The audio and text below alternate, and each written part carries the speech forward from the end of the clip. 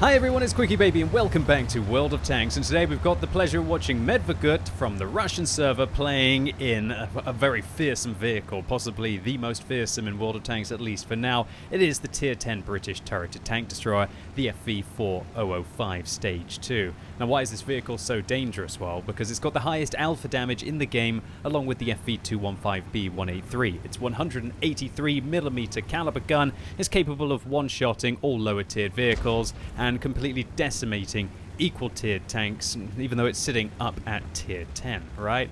Now what's crazy about this vehicle is that while its standard rounds dealing AP will do 1,150 damage, its premium rounds, well, they cost 8,000 credits. Yeah, they do that, right? 1,750 alpha damage, also setting the T110E5 on fire. And that was pretty much 1,900 damage right from the get-go against one of the enemy's few top-tier vehicles. And so that's what's really been absolutely dominating about this tank, is that unlike the FV215B183, which kind of focuses on having some armor so it can sometimes tank some shells to make some trades, this thing sacrifices all of that armor with one of the worst turrets in the game to be able to gain a whopping amount of alpha damage. Well, the same amount of alpha damage, but it's the mobility that allows the vehicle to get where it needs to go, and the gun depression of 10 degrees that gives it the flexibility to engage once it's got there. So this thing has been absolutely wild, just one-shotting a Conqueror like it was nothing, albeit that was a very good roll. Well, when I say a very good roll, it's only about 12% above the average roll of this vehicle, but once your alpha damage is so high to begin with, your RNG can really turn things in your favor, but also can be a bit of a fickle mistress, as we might be seeing later on in this game. So the FV4005 is going to be nerfed in update 1.5, which I presume is going to come within the next week or so. If you're on the European or the North American server, it might be coming as soon as Wednesday, although I have no official information. I'm completely guessing right now. So what are they doing to the tank? Well, firstly, the aim time is going to be nerfed. It's currently 3 seconds, which is pretty brutal, but when the gun caliber is so large, 3 seconds is positively awesome. So it's going to be changed to 3.7 seconds. That's a brutal change, 0.7 seconds, making it one of the longest aim times on any large caliber gun outside of a self-propelled gun, at high tiers at least. And in addition to this, Wargaming are going to be nerfing the mobility of the vehicle, but they're only going to be changing the top speed and the reverse speed of the tank. They're not going to be touching the engine power, so it's still going to have the grunt in the engine to be able to get up slopes and race into position and prominent positions like this early on in the game and just completely dominate from it, right? 5,500 damage right from the get-go in this game. So what else are Wargaming planning to do to the FV4005 Stage 2? Well, the top speed limit is being lowered from 35 to 32. Its reverse speed, this is a big one. Not a lot of people take into account how important reverse speed is in World of Tanks, but the reverse speed of this vehicle will be lowered from 12 kilometers an hour down to 8. Now that's the difference between being able to pull back around a corner sometimes and not being able to, or to try and prevent somebody from doing circles around you by getting your butt to the edge of a rocky outcrop like we see on the left here. Now, when this thing goes backwards at 8 kilometers an hour next patch, it could just remove the flexibility that the tank has. And consider that the vehicle's going to have a whole half a second extra aim time. Maybe he wouldn't have been able to get a shot into the griller just like that. Man, that shell flew true and one-shot an enemy tier 10 tank destroyer, putting NERFED's damage up to 7,000 in the first 4 minutes of this game. Just absolutely baffling stuff. So what else is getting nerfed? Well, the accuracy is going from 0.38 to 0.42, and also the tank traverse speed is going from 30 to 26, which means that you should be able to out-traverse these things a lot easier. But the power of this vehicle is that while it doesn't have a fully traversable turret, with its turret going 90 degrees to the left, to the right, well, that's my right, my god, I don't even know my left from my right now, and 90 degrees to the left as well. So that 180 degrees of flexibility in front of the vehicle, when you add it together with the tank's traverse speed, it really allows you to re-engage quickly even in close quarters combat. Now Wargaming aren't changing the turret traverse speed of this vehicle, but when they nerf the track traverse a little bit, it might slow it down just enough. No idea what this Lorraine is doing here. Maybe the Lorraine disconnected. But Medvegut probably couldn't care less as he picks up another 1,000 damage and already has secured a top gun in this game. He's going to have to do a hell of a lot more by the looks of it if he wants to take it down, because it's currently 3 versus 5. Alright, so that's about it really for the nerfs to this tank. Oh man, this is exactly where maybe those nerfs will impact this vehicle though. If the traverse speed of this tank gets worse, if the aim time, the accuracy gets worse, maybe the T-44-100 would have been able to get around Medvegut, but he is going to say, no! Enemy armor destroyed. I think that one must have entered the engine deck of the T-44-100 due to the awesome 10 degrees of gun depression this vehicle has, but luckily for Medvegut, the Object 704 donks a shot against a reloading FV4005.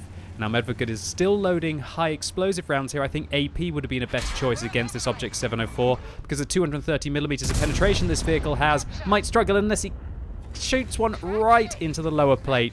And changing now into a 1 versus 3 scenario with a T-57 Heavy on the enemy team, vanquishing the T-57 Heavy on Medvegut's team. Alright, so Radley Walters medal, 11,000 damage. How much better can this game get, right? Medvegut has already achieved more damage than I've ever managed to do in World of Tanks. Although I think that the total that I got up to was probably with a Jagdpanzer E100, so I'm not sure if that's more of an achievement right now, probably not. It's magical always to reach that kind of 5-digit total of damage, and when you do so, you know something truly special is happening. And truly special needs to get just a little bit better in this game, as there are still 3 enemy vehicles for Medvegut to have to contend. Alright, so Medvegut now only has 1 high explosive squashed head round left in his tank. After that, he's going to have to deal with the armor-piercing rounds that this tank has. But I think we saw that the T-57 Heavy didn't have the largest amount of hit points when he was last spotted, and so probably armor-piercing rounds will be sufficient to deal with the auto-loading Tier 10 American heavy tank. Now, I just want to stop for a second, and I've told you what all the nerfs are to this vehicle, but is changing the accuracy, the aim time, the mobility of this vehicle really going to fix what the issue is with the tank? Let's hold that thought for a second while Medvegut quickly turns his vehicle around to re-engage the Conqueror gun carriage behind him. Now, he needs to deal with him quickly because the longer he waits here, the longer the T-57 Heavy has to engage. And I think the Conqueror gun carriage didn't expect Medvegut to be that aggressive as he comes around the corner instantly, shutting down the Tier 10 British self-propelled gun. Now, maybe in the next patch, the FV4005 would have been slow around the corner, with unable to reach at top speed, or maybe the aim time would have bloomed out enough so that he couldn't have accurately shot the self-propelled gun there. Maybe not. But really, what is special about this vehicle is the alpha damage. And what is, in my opinion, overpowered about this tank is that if you're willing to spend 8,000 credits, you are able to one-shot your opponents pretty much. And that's really the difference with the FV4005. Now, having forced to fire AP rounds, we see that the AP round still did 1,000 damage to the T-57 Heavy. Why would this vehicle not be good enough if it just had armor-piercing rounds, for example, and fired heat? And I understand that the whole point of the high-tier British tanks is meant to be special HESH. Why couldn't the special HESH just be on the standard high explosive rounds, for example? Why couldn't 92mm with 1,750 be enough? And then maybe to have some kind of a heat round or an extra high penetration armor piercing round on the 2 key of this tank. Would that have been a change that maybe would have really affected the FV4005? Rather than just trying to balance out the vehicle by kind of adjusting little statistics that really aren't going to get to the bottom of it, and that is that the HESH rounds on this tank are what are truly damning when you use them. Now, everybody knows that standard high explosive rounds on this vehicle would still be amazing, absolutely awesome. With 92mm of penetration and 1,750 alpha damage, this large caliber high explosive round would absolutely obliterate the current high explosive rounds, the premium high explosive rounds that is, that you can fire on the Type 5 Heavy, for example. So why couldn't it have... Anyway, I'm not going to go too much more into it. Wargaming are going to do what they're going to do. And while I feel that this vehicle definitely isn't going to be in as good of a position as it currently is, of course it's not. It's getting worse aim time, it's getting worse accuracy, it's getting worse traverse speed, it's getting worse forward speed and reverse speed as well. But I still think that all that's really going to do is it's going to mean that the FE4005 has to play more passively, right? It has to really sit still. It can't be quite the all-round active tank destroyer, which kind of plays more like a heavy with a really big gun, or alternatively even sometimes like a medium with a huge gun, and just an incredibly weak turret. And we know just how that was for balancing on the Waffenträger Alpha E100 back in the day. Wargaming tried to nerf the Waffenträger Alpha E100 3 times, eventually realizing it was just bad for the game and removing it. How many times do Wargaming have to kind of change this vehicle before they realize it's kind of bad for the game and they remove it as well, right? Funnily enough though, the FE4005 never used to be overpowered back in the day before Wargaming changed the turret traverse range. Back in the day it could only aim 45 degrees to the left and 45 degrees to the right, which kind of gave it quite a narrow gun arc in front. It also couldn't quite go as fast as it could now, and I believe that it didn't have the gun depression that it has now. It's interesting that Wargaming have obviously figured out that once they buffed a huge amount of things about this tank to make it very flexible, and it's gone from being a tank that was a bit of a meme vehicle that occasionally could do very well to a legit pick to be competitive at tier 10. And now, in an attempt to try and return it back to being, should we say, a balanced vehicle that is not bad for the game at tier 10, they decided to change nothing about what they effectively buffed it with in the first place. So, whether the FE4005 is still going to be the meta pick next patch, or alternatively, if it's just going to still be a bloody good tank destroyer with a whopping gun that you can go and spend some credits and get a few giggles in, well, I guess we're just going to have to wait and see. However, one thing is for sure, and that is that Medvegut has a bit of a tense situation here. He's on 331 hit points against an Su-14-2, and now with 30 seconds left on the cap, he's going to have to make his move immediately. Oh my lord, the Su-14-2 facing Medvegut, and it looks like the first bit of bad RNG there for Medvegut this round. 10 kills. Is it going to be 11? The Su-14-2 holding his nerve, Medvegut reversing as quickly as he can, but now with 17 seconds left, what is he going to have to do? Alright, pushes forwards, pulls back, pushes forwards again, pulls back. The Su-14-2 tries to fire blind by the looks of it. No idea why he would have done that, and that is going to allow Medvegut a fully aimed shell to get 96 base defense points and pick up his 11th kill of the game, pushing his damage tally over 13,000. Wham bam, thank you ma'am. So battle medals all around here for Medvegut. The Pulse medal for killing at least 10, in this case 11. The Pascucci's medal for eliminating 2 enemy self-propelled guns. A Defender medal for defending against the cap. The High Caliber medal, and boy, what a high caliber medal. Over 13,000 damage. That's one of the highest damage games I have ever seen. A Tank Sniper for dealing a lot of that at long range. And how many credits were lost?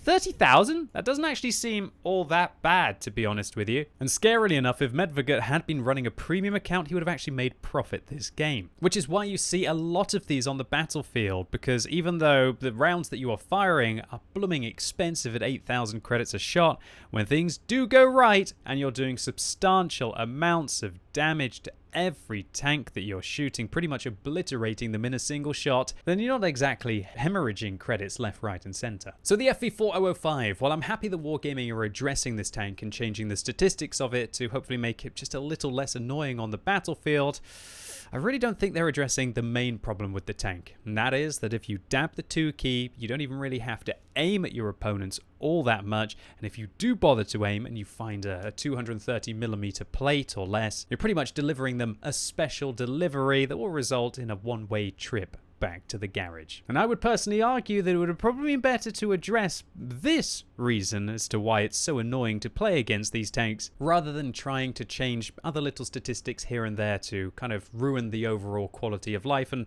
hoping the problem kind of just goes away. Anyway, Medvegut, congratulations to you on this monster game in the FE4005, and hopefully all of you enjoyed this video. If you did, give it a thumbs up, but if you hated it, give it a thumbs down. And if you're watching this video as it's released on Sunday, it's time for another World of Tanks Tech Tree Showcase on twitch.tv/QuickyBaby. And this week, considering that the Centurion Action 10 is about to be top of the tree on the European server, what better time to showcase the entire line, which contains some of my favorite vehicles in the game. So come along right now as I start at tier 1 and work my way up to tier 10 so you can see what you have to look forward to if you're planning to grind the top of the tree this month. Or alternatively, if you already have the tanks, maybe you can come and pick up a few tips and tricks along the way. And so I'm really looking forward to seeing as many of you as possible right now on twitch.tv/QuickyBaby. And as always, thank you so much for watching. You've been epic, and hopefully I'll see you soon.